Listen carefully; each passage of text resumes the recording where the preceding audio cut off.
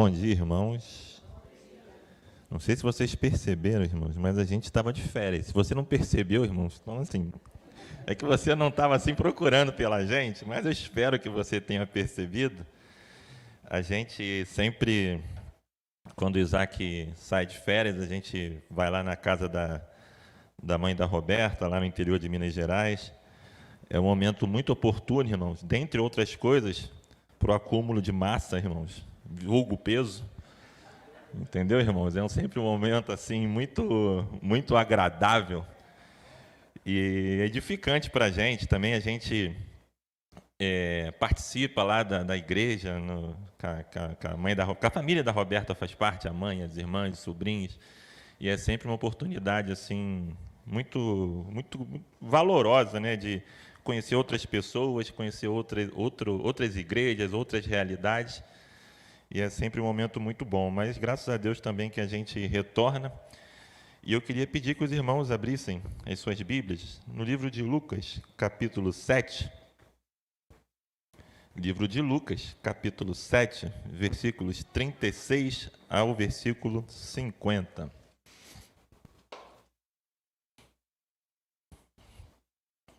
O título do texto é A Pecadora que Ungiu os Pés de Jesus. Esse título aqui, tá, irmãos? Ele não é original do texto bíblico. As traduções colocam esses títulos para poder facilitar a leitura, no entendimento.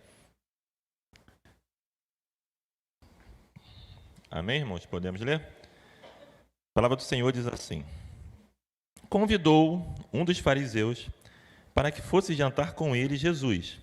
Entrando na casa do fariseu, tomou lugar à mesa. E eis que uma mulher da cidade, pecadora, sabendo que ele estava à mesa na casa do fariseu, levou um vaso de alabastro com unguento.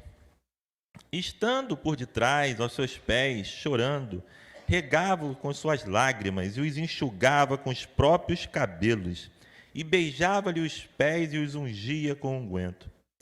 Ao ver isto, o fariseu que convidara disse consigo mesmo: se este fora profeta, bem saberia quem e qual é a mulher que lhe tocou, porque é pecadora. Dirigiu-se Jesus ao fariseu e lhe disse: Simão, uma coisa tenho a dizer-te. Ele respondeu: Dize, mestre.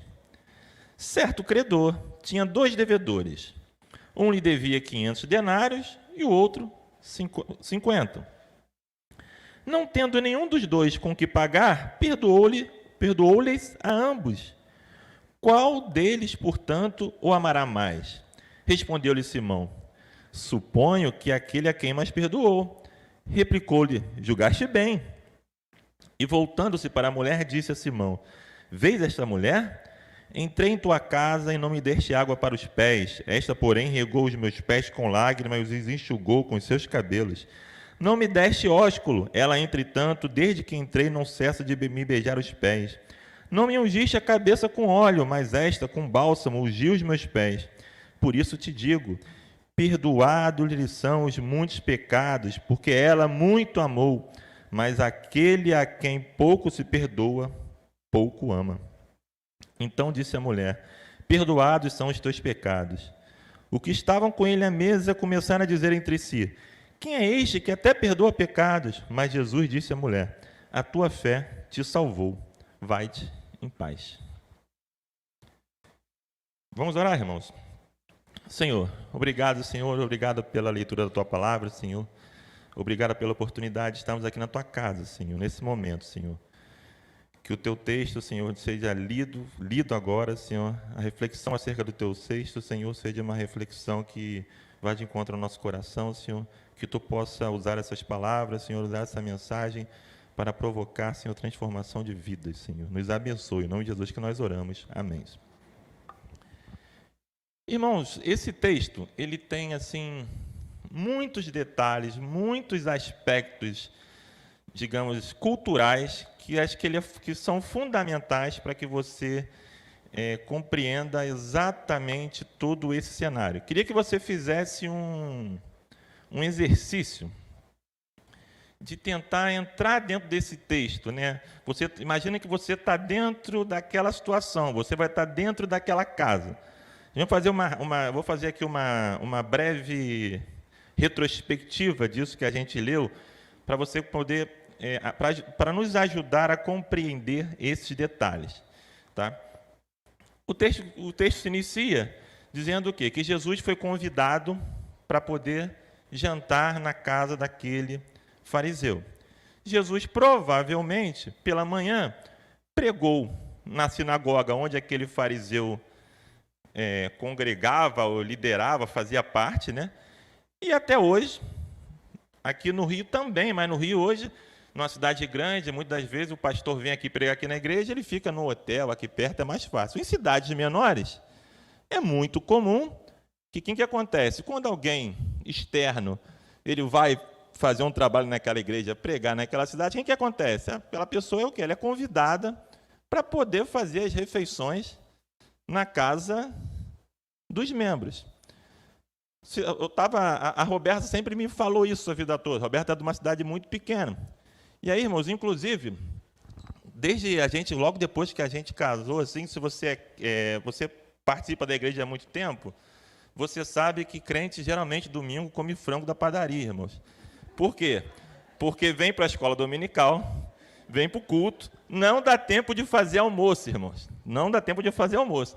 Então a gente saía da igreja e ia comprar o quê, irmãos? Frango da padaria. E aí, irmãos, a gente botava aquele frango assim na mesa, e aí a gente ia almoçar e tudo. E aí tinha a coxa, né, o peito do frango, a sobrecoxa, as partes assim que são mais nobres, né? E a Roberta não comia a coxa, não comia a sobrecoxa, não comia o peito. Eu falei, Roberta, assim, você não gosta de frango, né? Assim, o que acontece? Ela me contou uma história, ela falou, não, sabe quem que é? É porque na minha casa a gente sempre recebia, né? A minha mãe sempre fazia o almoço para poder receber as pessoas que todo domingo ia algum pastor lá na igreja, essa pessoa sempre almoçava na minha casa. E eu era orientada a não comer as partes nobres do frango.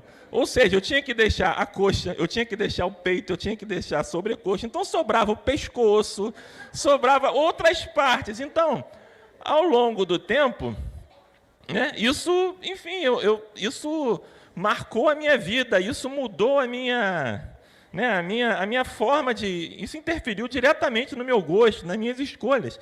Então, para que eu estou contando isso para você? É porque é comum, né, dentro dessas comunidades, a refeição, irmãos, né, o ato de comer, o ato de convidar para comer, isso fala muito sobre a nossa cultura. Né? É muito comum em várias culturas, você quer se aproximar de alguém, você quer falar com alguém, você quer mostrar intimidade com alguém, o que você faz? Você chama para quê? Para comer na sua casa. Provavelmente você não chama para comer na sua casa quem você não quer ter algum tipo de relacionamento. A gente chama, porque eu chamava os pastores para almoçar lá. Não, chamava por quê? Porque é interessante, quando o pastor vai vir aqui em casa, ele está vindo aqui na igreja, é uma forma de eu agradar aquela pessoa, é uma forma de eu estabelecer algum tipo de relacionamento. Então, a refeição, ela faz parte desse relacionamento intrapessoal. Ela faz parte, ela molda a vida das pessoas. E o texto, irmãos, ele segue dizendo que Jesus foi convidado, né? E Jesus, ele é convidado e ele senta-se à mesa. Aqui tem outro detalhe importantíssimo, irmãos. A mesa, tá? Você tem que pensar na cultura judaica daquela época. Para ficar fácil você entender, você já deve ter visto alguma coisa semelhante com uma mesa de uma família oriental. Não imagine nessa época aqui Jesus sentando numa mesa que nem você senta hoje, com uma cadeira aqui, sentado na cadeira e fazendo a sua refeição. Não, a mesa ela é bem mais baixa. Então ela é bem mais baixa, então tanto que algumas traduções vão falar que Jesus reclinou-se. Né? Quando você se reclina, você faz esse movimento aqui para poder chegar até a comida. Por que isso é fundamental, irmãos? Porque senão você vai pensar que a mulher estava debaixo da mesa limpando os pés de Jesus. Mas isso é importante. Você precisa entender essa cena. Ela não estava debaixo da mesa limpando os pés de Jesus. Quando Jesus abaixa quando ele reclina-se sobre a mesa, ele faz algo como esse movimento aqui. Como ele faz algo com esse movimento aqui, nesse momento com os pés dele, fica na parte de trás do corpo dele. Por isso que ela tem acesso aos pés de Jesus. A casa é do fariseu, certo? A casa é do fariseu. A casa do fariseu, o texto deixa muito claro para a gente, se você com uma leitura rápida, né, que ela não era querida aos olhos do fariseu dentro daquela casa. Porque imediatamente, quando Jesus fala, o fariseu já identifica, já ataca Jesus, não de forma verbal, mas de forma intrínseca, interna, já ataca aquela mulher. A primeira pergunta que você deve fazer é, poxa, mas se ela não era bem-vinda naquela casa, como é que ela entra? Isso é importante você compreender.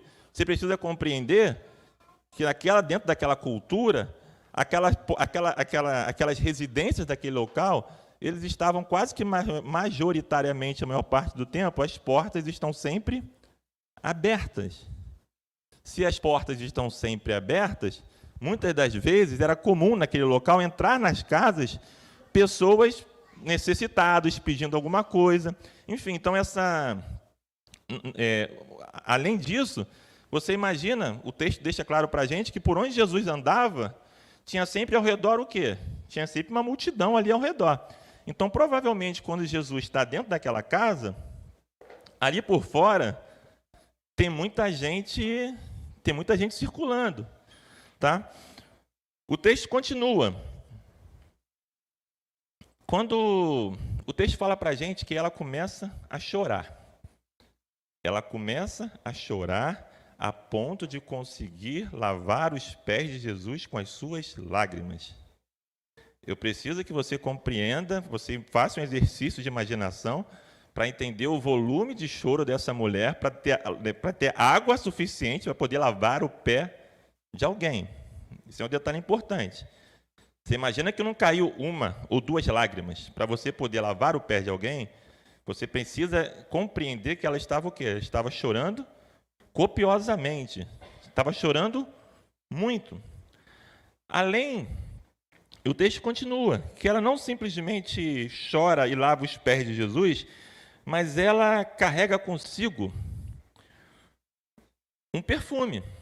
Aqui tem outro detalhe que é muito importante para você compreender. Dentro da cultura judaica, até hoje, você tem uma relação muito forte com a questão dos cabelos. A mulher não anda com os seus cabelos à mostra. Ela não anda com os seus cabelos soltos. O cabelo está sempre preso. Por quê? A questão do soltar o cabelo na frente de um homem tem uma questão muito forte dentro dessa cultura, como uma questão de sedução, como uma questão de sensualidade. Tá? Então, por que esse detalhe é importante? Quando o texto ele vai falar de mulher pecadora, muito provavelmente, em função dos estudos e até da própria tradução da palavra utilizada, ela é pecadora, ela é mal falada. Então, naquela cultura, provavelmente, estava se tratando de uma prostituta. Por esse motivo que o fariseu, ele já, de forma quase que imediata, ele já ataca. Então, você precisa entender, né? Essa mulher pecadora, uma prostituta, soltando os seus cabelos, para poder o quê? Para poder lavar o pé de Jesus, carregando consigo um perfume. Um perfume muito caro, muito valoroso, que era o perfume utilizado por aquela mulher para poder fazer os seus atendimentos. Consegue compreender isso? Isso é importante, você precisa compreender isso para você entender o impacto dessa história. Olha quantas convenções estão sendo ali quebradas, olha quantas convenções estão sendo ali derramadas. Olha quanta coisa está em jogo dentro daquele cenário. Ela seca os pés de Jesus com seus cabelos, usa o perfume. E Simão? Quem que Simão faz? Simão imediatamente ele vai atacar Jesus. Quando ele chama Jesus, ele não está chamando, o texto deixa claro para a gente que ele não chamou porque, não, vamos, Jesus é maravilhoso, Senhor da minha vida, vou chamar Jesus para poder jantar na minha casa. Não. Pelo primeiro julgamento dele, ele já deixa claro que ele está querendo pegar Jesus na curva, literalmente. Não, É importante, irmãos, que o texto deixa claro para a gente que Simão não pergunta para Jesus se ele é profeta, não. Ele já faz imediatamente ele já executa o seu julgamento de forma direta. Só que Jesus, como Filho de Deus, sabe exatamente o que está passando na cabeça de Simão. E aí Jesus fala com Simão e pergunta assim: ei, Simão, posso falar? Vou te contar uma história, posso? Aí quem que Simão responde para ele? Fala, mestre. Aquele mestre, Jesus não era mestre de Simão. Estava claro para a gente, se Jesus fosse mestre de Simão, ele não faria esse julgamento acerca de Jesus. É um mestre com teor assim, uma falsidade, enfim, num grau de disfarçatez terrível que Simão coloca. E aí fala, mestre, e Jesus conta a parábola dos 50 e dos 500 denários. E o texto continua, né? E aí ele vai falar daqui a pouquinho sobre a relação, depois da parábola, ele vai falar sobre a relação, né, entre o tratamento da pecadora com o tratamento de Simão, e depois ele vai até que chega lá no final, vai em paz a mulher, a tua fé te salvou. Dito isso, irmãos, existem alguns pontos que eu queria conversar com os irmãos em função desse texto que ele traz para a gente. O primeiro ponto é uma pergunta.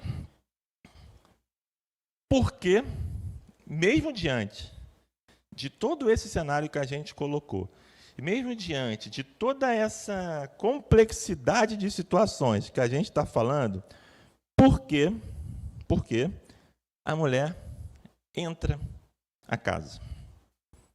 Por que a pecadora entra à casa?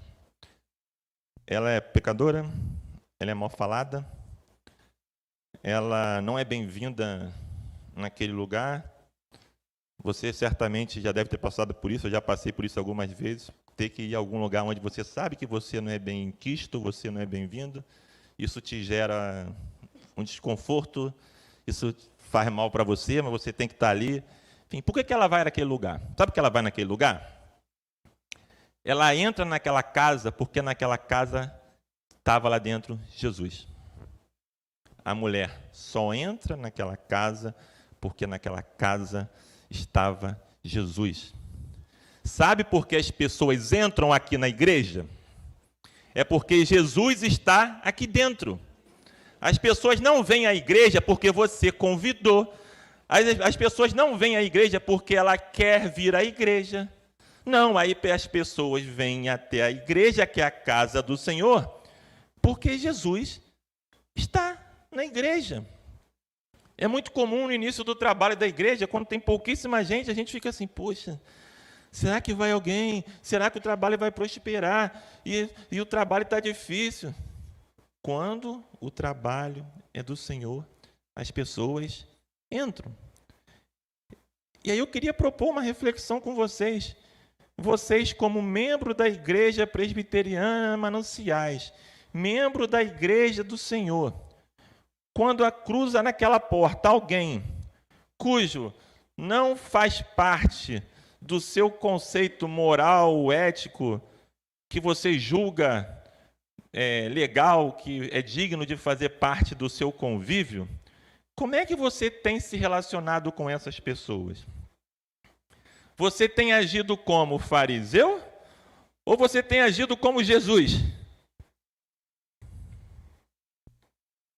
As pessoas vão entrar por aquela porta, irmãos. Vão entrar por aquela porta pessoas que estão fora do teu padrão. Que provavelmente você vai olhar para ela e falar assim, essa eu não convido para ir na minha casa. Essa é a atitude que Jesus espera minha, espera a sua. Como é que a gente se relaciona com as pessoas que entram por essa porta? As pessoas, tem muita gente que passa aqui, eu não vou lá pedir ajuda na igreja. Sabe por que ela vem pedir ajuda aqui na igreja? A gente nem sabe a relação que ela tem com a igreja, mas quando ela olha para a igreja do Senhor, ela sabe que aqui tem Cristo. E como a igreja do Senhor aqui tem Cristo, a atitude tem que ser diferente, a atitude tem que ser diferenciada. E as pessoas nos enxergam de forma diferente, graças a Deus por isso. Às vezes a gente fica triste, não, no meu trabalho, só porque eu sou crente, não sei o quê. Graças a Deus por isso. Porque só porque você é crente, ela espera uma atitude diferente de você. E você tem que ter uma atitude diferente sim, você tem que honrar sim a palavra do Senhor.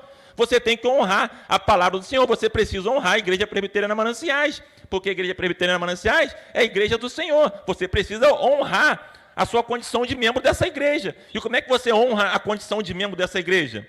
É fazendo aquilo que Jesus espera que você faça.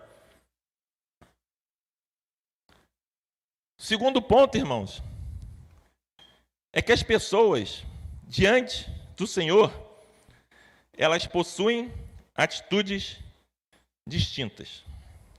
Diante do Senhor, as pessoas possuem atitudes distintas. A mulher entrou. A gente sabe porque ela entrou. E depois ela entrou. E ela está ali dentro.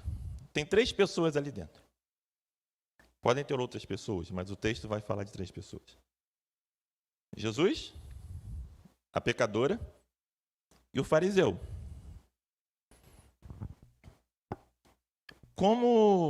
Quais são as atitudes dessas pessoas que estão naquela cena?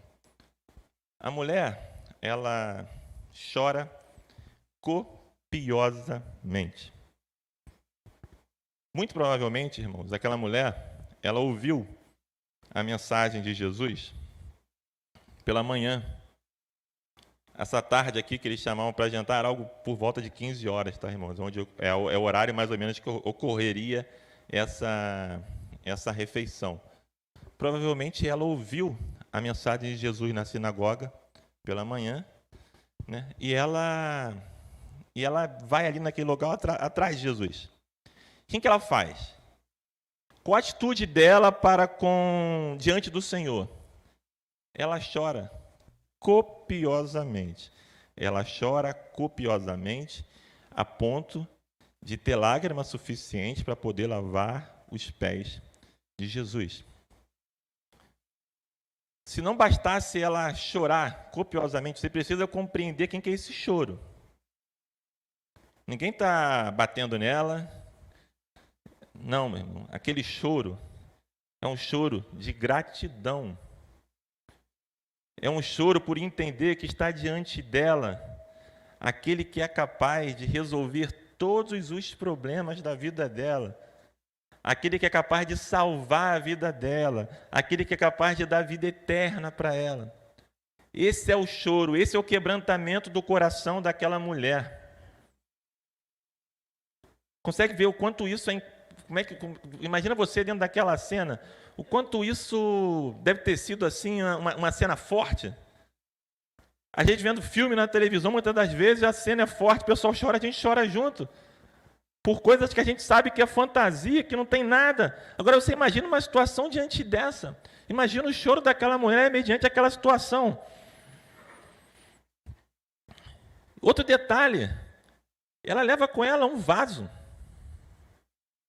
E você precisa compreender que ela derrama aquele perfume todo que está dentro do vaso para poder fazer a demonstração dessa forma de gratidão. Só que você não pode perder a perspectiva, né? Que ela está chorando de quê? Ela está arrependida.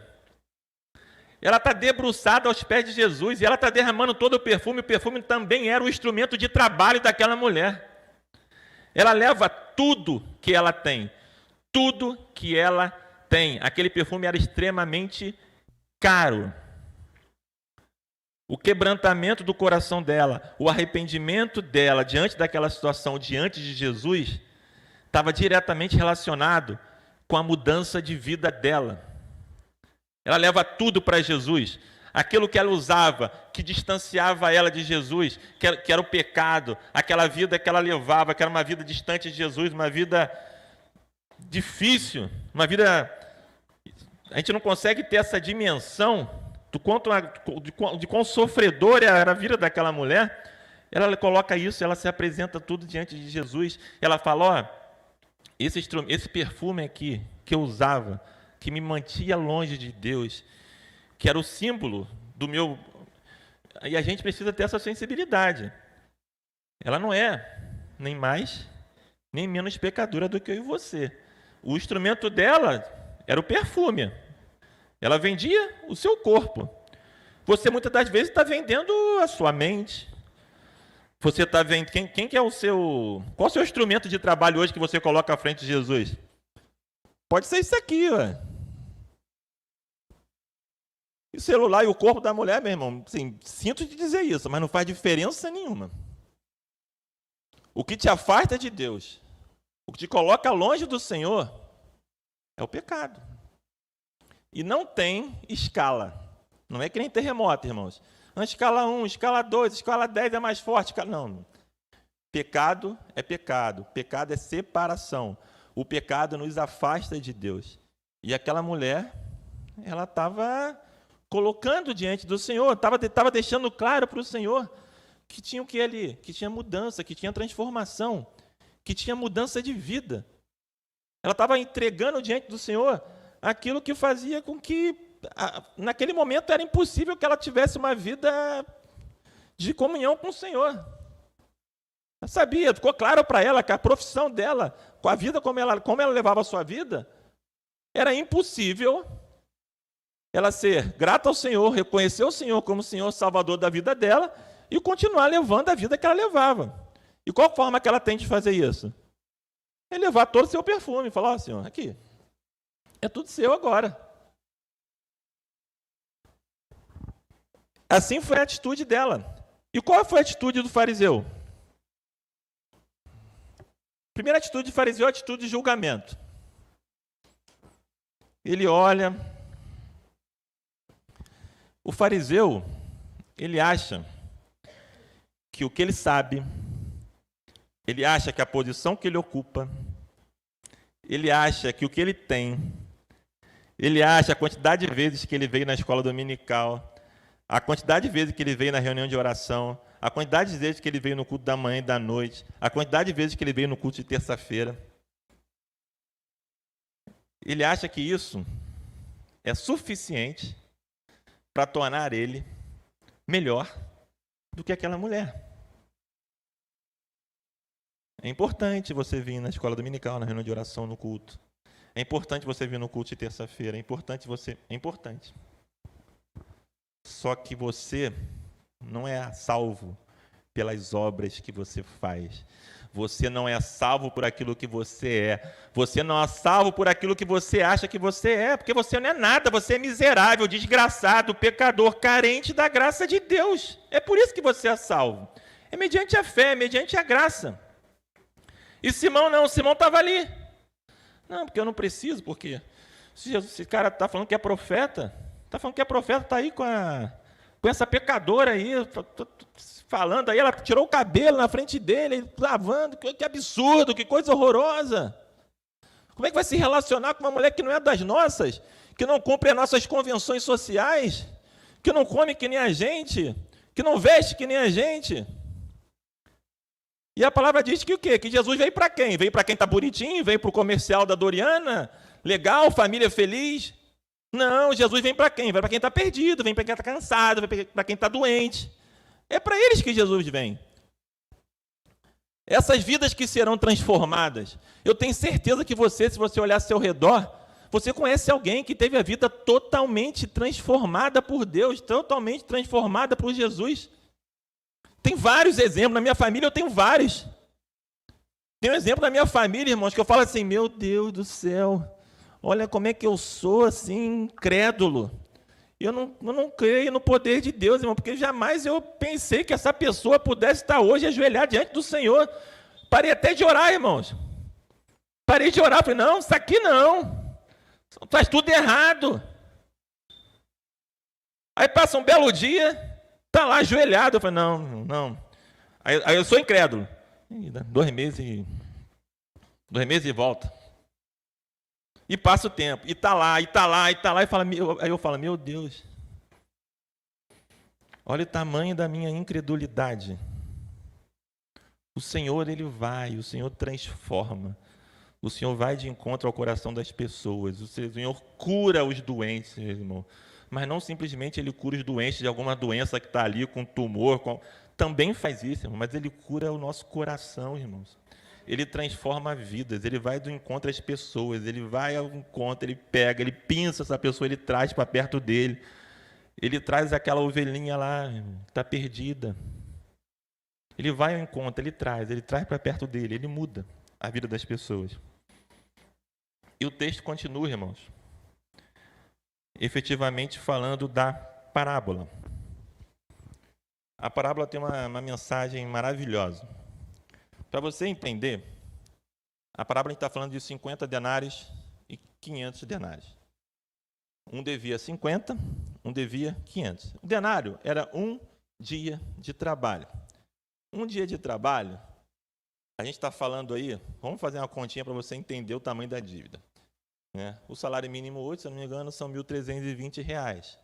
Um dia de trabalho deve dar algo em torno de R$ 50,20. Acho que é isso.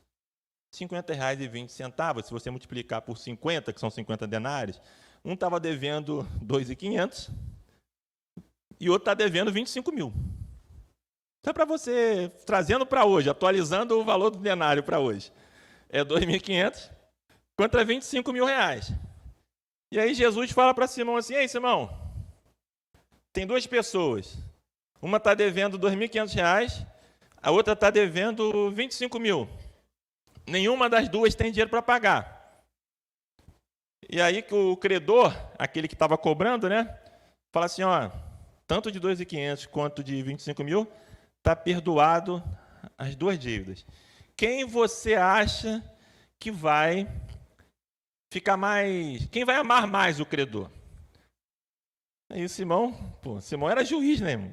Tava a palavra dizendo que João, já a primeira coisa que ele foi, já julgou a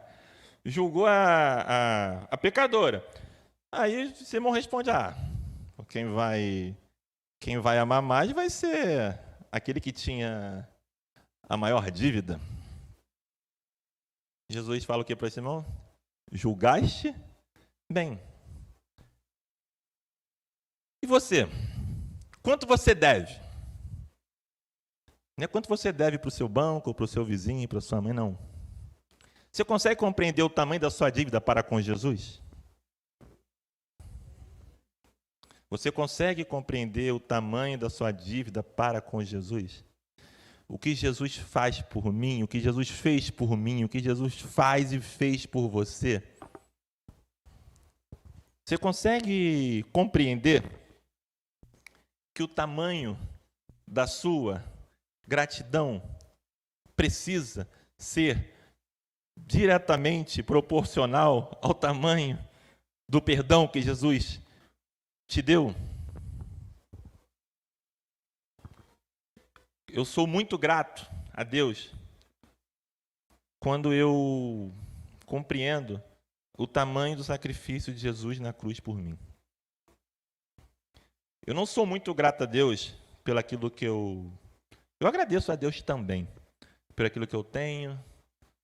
A música a gente canta, a música fala exatamente isso, né? Eu sou grato por tudo que tenho, família, amigos, muitos irmãos, sim. Mas a música também fala isso, mas quem que é o importante da música? Ao me dar o quê? A salvação, né? A gente é grato por muitas coisas. Só que a nossa gratidão, ela precisa estar diretamente relacionada com o tamanho do perdão que eu recebi, da obra de sacrifício que Jesus faz na cruz por mim, por você, novamente, por gente que não merecia nada, por gente pecadora, miserável, desgraçada, carente da graça de Deus. E Deus vai lá ao nosso encontro, Ele resgata a gente, Ele nos salva. E como é que a gente se relaciona com isso? Como é que é a minha gratidão com esse tamanho desse perdão que eu recebo? Sou efetivamente perdoado? Faço essa pergunta para você. Você se acha perdoado? Se você se acha perdoado, é que você tem certeza que Jesus Cristo te salvou. Glória a Deus por isso. Não, eu me acho perdoado porque, sim, Jesus morreu por mim. Então tá bom, então Jesus Cristo salvou. Mas como é que isso reflete na sua vida hoje? Qual o tamanho da sua gratidão? Quem que essa gratidão pelo perdão, como é que isso envolve a sua vida hoje? Quem que isso faz na sua vida de verdade hoje? É comum, a gente está aqui no culto. Novamente, aí eu vou falar por mim, né? Esses casos eu falo por mim, porque eu não posso falar como você pensa, mas eu sei como eu erro, então eu falo dos meus erros. Eu estou aqui no culto às vezes, e aí, não sei se você já passou por isso, aí você olha para alguém, aí tem alguém chorando muito. Já viu alguém chorando muito na igreja? E aí, o meu olhar, o Simão, sabe, às vezes, o Simão sentado aqui, ali do lado, fala assim, ih, aquele irmão ali está com algum problema, está chorando a beça. Quando, na verdade, muitas das vezes, aquele irmão pode estar com um problema sim, mas às vezes ele está chorando de gratidão a Deus por aquilo que Deus faz por ele, faz pela vida dele. Mas você sentado ali, o Marcos Antônio Ventura sentado ali, insensível, pecador, olha para aquele e já está julgando. Quando, na verdade, a gente deveria estar contente, alegre. Olha que maravilha, irmãos. Esse perdão é tão grande que eu sou tão grato. Eu sou tão grato que eu vou lá, eu lavo os pés com os meus cabelos, eu derramo o meu melhor perfume, eu choro.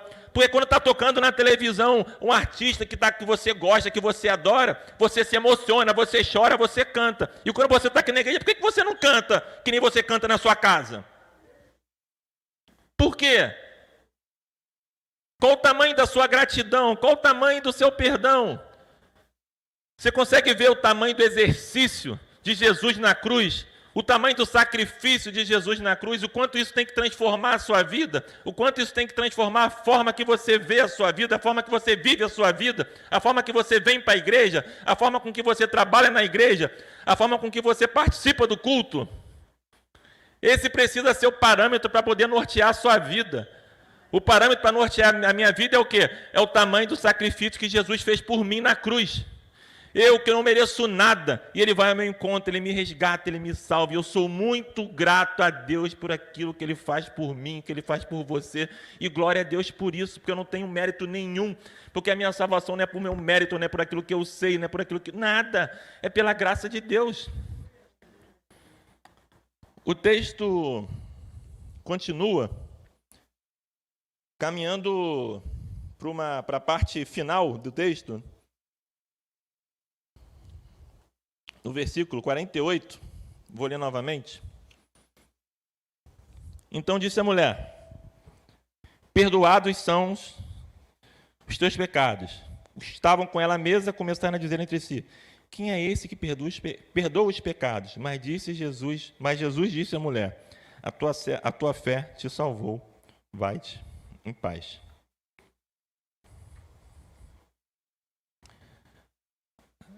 A gente tem aqui duas atitudes diferentes. Voltando um pouquinho antes desse versículo, a gente tem duas atitudes diferentes. Quando termina a parábola, Jesus, ele vai, depois de ele falar a parábola, né, ele vai fazer um comparativo, que vai redundar nessa conclusão que a gente leu aqui. Ele faz um comparativo. Ele faz um comparativo entre atitudes. Ele faz um comparativo entre as atitudes da mulher e as atitudes do fariseu. Primeira coisa que ele faz, que é super interessante, é que ele já bota o fariseu no seu devido lugar. De que forma? Ele fala assim, olha só, ela é pecadora. Olha só, pensa o seguinte, em nenhum momento até então tinha nenhum diálogo explícito de que ela era pecadora. Na verdade, o fariseu pensou, sabia que ela era pecadora, mas não externalizou isso, ele simplesmente pensou. Jesus, como Deus, sabe o que passa no coração daquele homem, na cabeça daquele homem, né? E aí Jesus ali ele está falando assim, olha só, ela é pecadora, ou seja, eu sei quem ela é. Eu conheço ela, eu sei quem ela é. Eu sei a vida que ela levava. Assim como eu sei que a vida que ela levava, eu sei como ela é, eu sei também que o coração dela hoje está totalmente arrependido, está totalmente quebrantado. Sabe por quê, seu fariseu? Porque eu estou aqui na tua casa, olha só, eu estou andando aqui ó, ao redor daqui dessa comunidade aqui há bastante tempo. Meu pé está todo sujo de poeira. Sabe o que você fez por mim? Nada. Você não lavou meu pé. E era comum. Pô, mas por que lavou o pé? Era comum pessoas, né, que chegavam à casa de alguém, elas tinham os seus pés lavados. Por quê? Porque o pé estava sujo. Aí Jesus fala para ele, você não lavou meu pé. Você não me beijou. Era comum esse cumprimento aqui com 2 beijos. Você não me beijou. Eu entrei na tua casa, você não lavou meu pé. Você não me beijou. Você não derramou óleo sobre a minha cabeça. Jesus é o melhor hóspede que a gente pode ter na nossa casa. Não poderia ter ninguém naquele momento que fosse um hóspede melhor, em momento algum, não só naquele momento, do que Jesus. E o fariseu, diante daquele privilégio que tem de ter Jesus na sua casa, ele não faz, não é que ele não fez muito não, ele não fez o básico. Ele não fez o básico para Jesus. Sabe por que ele não faz o básico para Jesus? Porque ele não reconhecia Jesus como Filho de Deus. Porque ele não reconhecia Jesus como Senhor e Salvador da vida dele. Só que você não tem que estar preocupado com o que ela fez, com o que o fariseu fez. Você tem que olhar para você. Você tem que se olhar como é que você está. Jesus está na sua casa. Como é que você está se relacionando? O que você está fazendo para Jesus? O Espírito Santo de Deus habita em nós. Nós, crentes em Cristo Jesus, que confessamos o Senhor Jesus como Senhor e Salvador da nossa vida, nós temos o quê? O Espírito Santo de Deus que habita em nós. Está com a gente, na nossa casa. E a gente tem feito o quê? Como é que a gente tem se relacionado? A gente não tem feito nenhum básico. A gente não tem nem... Acordei de manhã, vou sair para trabalhar. Eu oro. Eu falo com Deus. Senhor, me dê um dia de trabalho abençoado. Vou pegar o BRT, está cheio. Que eu não sofra um acidente, que toda hora alguém cai do BRT, que a porta está cheia, não consegue. É o básico que você precisa fazer. A sua refeição, você ora pela sua refeição, você ora pela vida dos seus filhos, você ora pela vida do seu esposo, da sua esposa, dos seus irmãos, dos seus familiares, dos seus amigos, dos seus vizinhos. Você precisa fazer o básico. O básico é lavar o pé. Lavar o pé que chegou. Nesse caso, esse era o básico. E você tem que fazer o básico na sua família. O básico é você fazer um culto com a sua família, um culto diário. Chamar seus filhos, sentar. Você pai, você mãe, você tem a obrigação de ensinar a palavra de Deus para o teu filho. Se você não tem filho mais morando com você, é você e tua esposa, você sozinho, enfim, da forma que você mora com seu irmão. Você precisa fazer, você precisa se relacionar com Deus. Você precisa lavar o pé. Você precisa jogar o óleo na cabeça. Não no sentido efetivo físico, mas no sentido de fazer algumas práticas que são básicas e que demonstram o quê? Um relacionamento nosso com Deus. Ele não fez nada disso, ele não lavou o pé, ele não derramou óleo, ele não colocou perfume, ele não fez nada. E ela? Olha, ela lavou meus pés com as suas lágrimas, enxugou meus pés, derramou óleo sobre mim. E ela fez isso tudo. E diante desse choro dela, desse quebrantamento, desse arrependimento, quem que Jesus prometeu? Quem que Jesus deu para ela naquele momento? Pode falar, irmãos. Quem que Jesus deu? A vida eterna, a salvação. Quem que eu e você, quem que a gente recebeu? É a vida eterna. E como é que a gente se mostra a gratidão pela vida eterna? A gratidão, ela está totalmente relacionada com o tamanho do perdão que eu recebi. E eu e você, como salvos em Cristo Jesus, que recebemos a vida eterna. Jesus, ele coloca, são duas passagens que são muito interessantes, são muito clássicas, que A frase final ela é bem parecida. Quando a gente for olhar lá para os ladrões na cruz, Jesus está crucificado. O povo está lá, ó, e aí, vai lá, se vira aí, tu não é o cara. Você não falou que salva, dá teu jeito. O pessoal está murmurando lá, falando mal, atacando. Tem 2 ladrões na cruz. O outro está lá, e aí, vai lá, se salva aí, se vira aí, vai. Você né, falou aí que fazia tudo, vai lá. Aí quem que o outro ladrão fala para ele? Para com isso, cara. A gente está aqui, a gente sabe por que a gente está aqui. A gente sabe, a gente matou, a gente roubou, a gente fez um monte de coisa errada. Mas ele não fez nada para estar aqui, cara. E ele prossegue. Fala, Jesus, quando acontecer tudo aqui e finalizar o processo, lembra de mim. Aí Jesus fala o que para ele? Não vai não, porque roubou, porque não merece nada, porque tinha vida mal falada, era prostituta. Não vai não, é isso que Jesus fala para ele? Quem que Jesus fala para ele? Fala mesmo, vamos, irmão, fala, irmão. Quem que Jesus fala para ele? Hoje mesmo estarás comigo no paraíso. Por quê? Porque a salvação é por aquilo que eu faço, é pelas minhas obras? Não, é pelo aquilo que? É pela graça. Jesus nos concede a vida eterna quando a gente quebranta o nosso coração. Quando a gente coloca diante do Senhor. E quando a gente, com tanta gratidão por esse amor, por esse perdão, por essa obra de salvação, a gente se coloca diante do Senhor. E eu não sei, hoje a gente tem aqui muitos irmãos.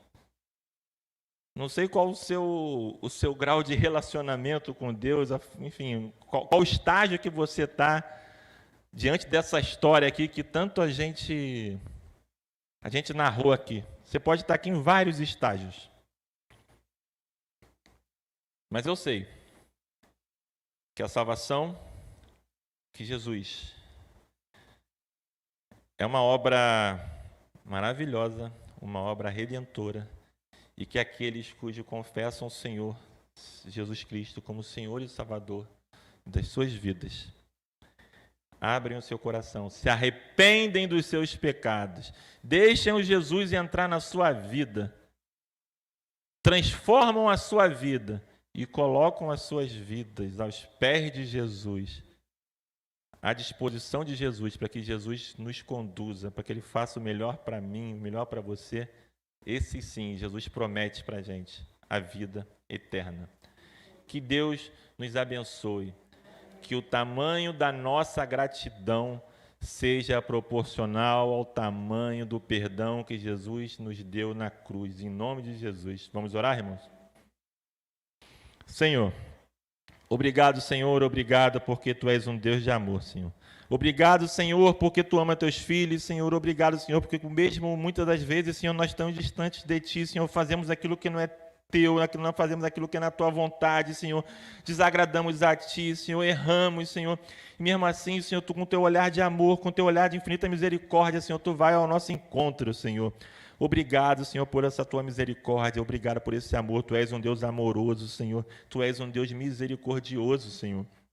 Que nós, Senhor, possamos, Senhor, olhar para Ti, Senhor, e reconhecer, Senhor, o tamanho do Teu perdão, Senhor, o tamanho da Tua obra, Senhor, que Tu enviaste Teu Filho, Senhor, para morrer por nós, Senhor. A gente, muitas das vezes, não reconhecemos isso, Senhor, não somos gratos a isso na medida suficiente que precisamos ser, Senhor. Tu morreu por nós, Senhor. Tu morreu por aquela prostituta, Senhor, por aquele ladrão, Senhor, por pessoas assim como nós, Senhor, pessoas que erram, pessoas pecadoras, pessoas que não mereciam e não merecem rigorosamente nada, Senhor. Mas Tu, Senhor, Tu vai ao nosso encontro, Senhor. Tu nos pega pela mão, Senhor. Tu nos traz para perto de Ti, Senhor. E Tu nos abençoa, Senhor. Tu nos dá a Tua vida eterna, Senhor. Senhor, abençoa esses irmãos aqui presentes, esses irmãos que possam estar vendo na sua casa, Senhor. Se algum irmão aqui, Senhor, ainda não teve esse verdadeiro encontro contigo, Senhor. Se eu posso estar indo de encontro a esse coração, Senhor, transformando essa vida, Senhor, que esse irmão ele possa compreender, Senhor, o tamanho do seu sacrifício, o tamanho do teu perdão, Senhor, qual o tamanho desse amor, o tamanho dessa obra de redenção, esse sacrifício, Senhor, que é a essência do Evangelho de Cristo Jesus, Senhor. Vai de encontro a esse coração, Senhor. Transforme essa vida, Senhor. Que essa vida possa estar aos teus pés, Senhor. Proclamando, Senhor, que só Tu és o único Deus digno de toda honra, toda glória, todo louvor e toda adoração, Senhor. Nos abençoe, Senhor. Nos abençoe para que a gente possa ser grato, Senhor. Grato a Ti pelo aquilo que Tu faz por nós, pelo aquilo que Tu faz pela nossa casa, pelo aquilo que Tu faz pela nossa família, pela nossa casa, pelos nossos bens, por tudo que temos, Senhor. Mas acima de tudo, Senhor, que nós possamos ser gratos, Senhor, pelo Teu perdão, Senhor, pela Tua maior obra na cruz, Senhor. Em nome de Jesus que nós oramos. Amém.